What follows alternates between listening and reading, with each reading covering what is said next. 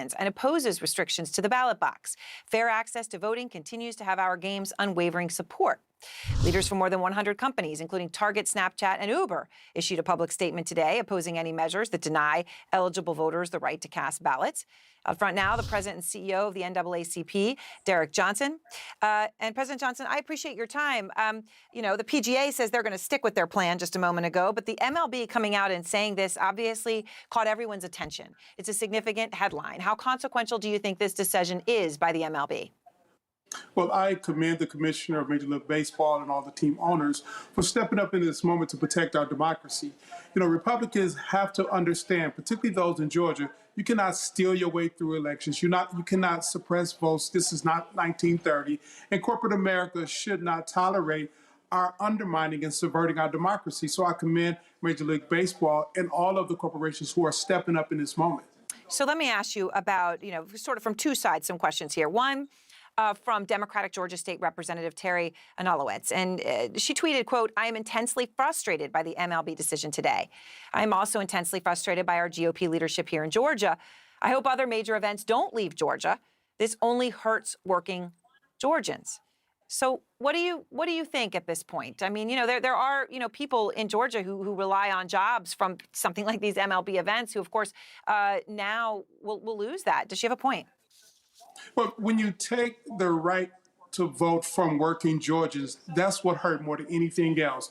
Entertainment, business activity is the outcome of our democracy, and our democracy must be protected. And it only can be protected if we have a true representative democracy where people participate. So at the end of the day, what hurts working class Georgians more than anything else is a subverting of democracy. Individuals trying to steal elections, control outcomes, and suppress votes. That's what hurts more than anything else. So I wanted to read from you just an excerpt from the Georgia Governor Brian Kemp's statement. I know you've seen it, but just so for our viewers, President, here's a quote of part of it. "Georgians and all Americans should fully understand what the MLB's knee-jerk decision means. Cancel culture and woke political activists are coming for every aspect of your life, sports included.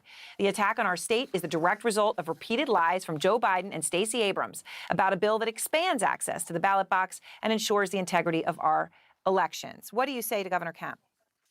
Governor Kemp participated in the attempted theft of the rights of Georgians to vote. You cannot have an inverted argument and blame those that are standing up for justice. And in fact, there was nothing that my close friend Stacey Abrams did, President Biden did. This was the activities of the legislative body in Georgia and signed by the governor.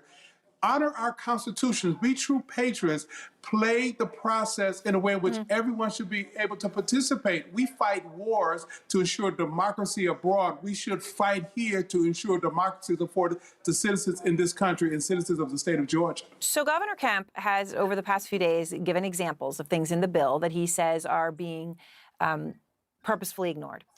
So, for example, yesterday he said Biden should look at Georgia's voting laws side by side with Biden's home state of Delaware.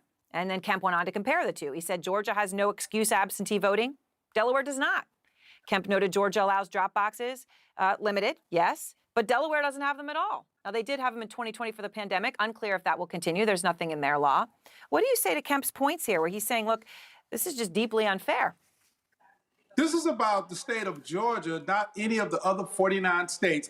He should focus on being governor of Georgia, making sure the Constitution is upheld and allow all citizens to fully participate without suppressing votes. What was wrong with the November election other than it turned out differently than he wanted to? There is no evidence of fraud. There is no evidence of a problem. We had a system that was carried out in November. 3